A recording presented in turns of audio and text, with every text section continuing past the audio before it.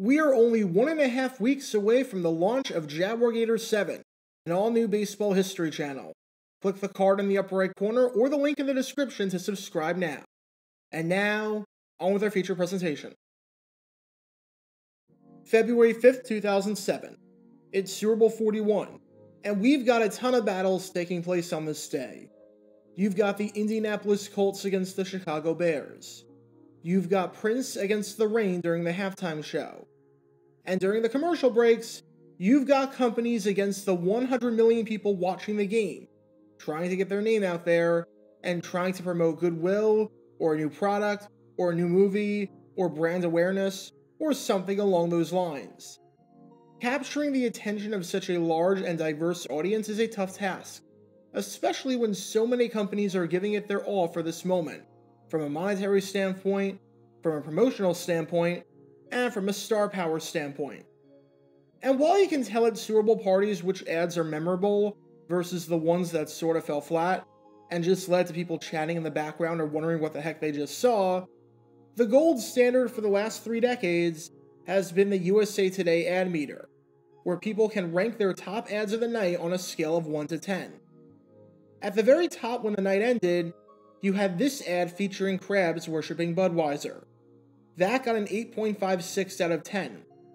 And then, at the very bottom, ranking 65th out of 65 ads, ranking as the very worst ad of the night, you had this.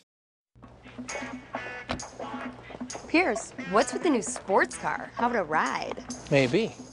Hey, Walter, let's play some golf this afternoon. Sorry, I haven't sold anything all month. Pierce, come in here. Hey, you're doing great.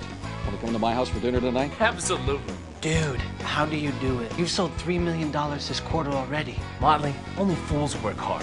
I work smart. I use SalesGenie.com. I get just the right sales leads. For 100 free sales leads, go to SalesGenie.com. The company responsible for this ad was none other than SalesGenie. This was the company's first foray into Super Bowl advertising. They had only launched in 2004, and in just 3 short years, the company that made its mark by helping businesses grow their customer base had ponied up enough money to buy a Super Bowl spot, paying the roughly $2.6 million or so to CBS for this opportunity. And Vin Gupta, the CEO of the company, was thrilled about this opportunity, saying on this ad, "We're incredibly excited to be part of this national pastime, and we believe the exposure we'll get more than pays for itself." However, even though he may be right, as traffic was up 156% week to week after the game, the reception to the ad was a disaster. The ad scored a 4.05, and was panned by just about everyone for being terrible. This ad that aired in the 4th quarter was worse than trying to watch Rex Grossman lead the Bears down the field, with Time magazine giving the ad an F, and saying on the ad that it was a puzzling concept, with wooden writing and delivery and production values that make the head-on commercials look like they deserve a cinematography Oscar. Take this ad and apply it directly to the forehead, or something like that. This ad was bad. It featured an unlikable protagonist, and made it seem like with SalesGenie, you can pick up girls, buy sports cars, and put in no work whatsoever. This ad is available on YouTube, and more than 15 years later, it's got 5 comments, with all 5 of them panning the ad. Now this ad was bad, there is no denying that. It finished last in the ad meter for a reason. But here's the good news for SalesGenie. Nobody remembers this ad. When you think of SalesGenie, you don't think of their debacle at Super Bowl 41. They successfully did something that made people forget that this ad ever existed. And that thing that they did? They advertised at the following Super Bowl, and put together what might just be, considering the circumstances, the most offensive and racist advertisement in the history of the big game. And I do not say that lightly. It was an ad so bad that it only aired once before being taken off of television screens forever. It was an ad that put the company in infamy. And it was an ad that a decade and a half later is still remembered for just how shocking it was. There are bad ads, and then there are the kind of ads that make you wonder, especially at the freaking Super Bowl, how the heck they ever made it to TV. And this, ladies and gentlemen, is one of those ads. Because this is the story behind SalesGenie's crazy advertisement at Super Bowl XLII, widely regarded as the most offensive advertisement in the history of the Super Bowl. Before I talk about what exactly the ads were, I want to give you a hypothetical scenario. Imagine you're a musical artist who is going on a press tour, hitting up the late night shows and the radio shows to promote this brand new album, and the host of the program, whatever the program is, asks you to describe the album. What are you going to say? Odds are, most people would say in that spot that it was a ton of fun putting the album together, that it's your best one yet, or your most personal one yet, and there are some songs on there that I can't get out of my head, and I know my fans are really gonna like. You don't say on the album in order to drum up hype, the album's fine. It's not great, but it's okay, I guess. Way to kill all hope and excitement. If you don't think it's that good, how can you expect your fans to think it's any good? How can you expect your fans to buy your product and spend their time and money on you if you don't seem fully enthused? Well, I bring this up because in the build-up to Super Bowl XLII, Vin Gupta once again spoke on SalesGenie advertising at the game. And he said, and I kid you not, these are not great ads, but they are good enough. That's right. He flat out said that these ads are not great. He just threw away $3 million on a Super Bowl spot for something that he thought was just good enough. It's just good enough is something I said when during spring 2020, which was the COVID year, everything in my law school was pass-fail, and you have to make a concentrated effort to fail. And I had to submit my property law final exam and wrote a ton. And then, another thought came into my head that would have been another 2 or 3 paragraphs, and I just submitted the paper anyways, because it's good enough. It's not something you say when you're throwing $3 million at a freaking Super Bowl spot. Which raises the question, why would Gupta express hesitancy about his own ads? Was he not thrilled with the ad agency that he hired to create the ads and write the ads? Well, here's what makes this even crazier. SalesGenie did not hire an advertising agency. Not only did they keep everything in-house, but Vin Gupta himself was the one who wrote the ad that you're about to see. This is like the Tommy Wiseau of ads right here, which is going to make a lot of sense once you see the ad and ask who in their right mind would approve of this. I think Gupta even tried to lean into the terribleness of these ads, as he supposedly sent out press releases trying to get the worst ad of the game for the second straight year. As Gupta said, the beauty of our Super Bowl ad is, it's like being invited to the White House. You have the bragging rights, instant credibility.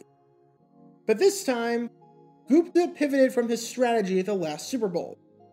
Instead of a live-action ad like we saw at Super Bowl 41, we were going to get an entirely animated ad. And the stars of this ad were none other than a couple of pandas. Alright, you know what? Pandas can work.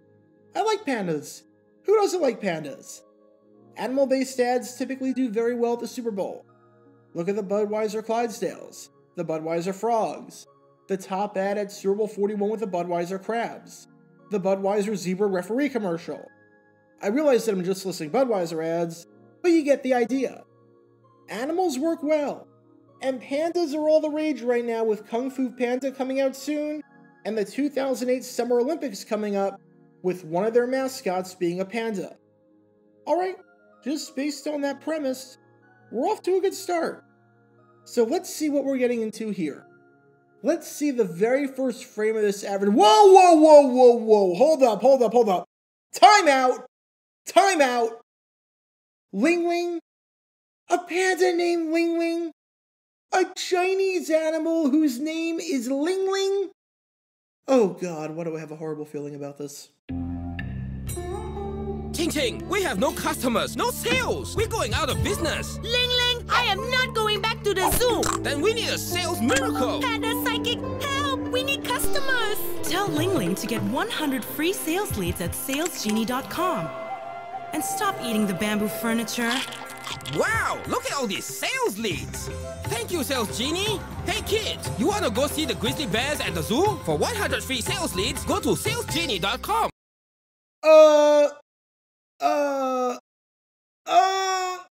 I'm sorry, what? What the hell was that? You said it, Krusty.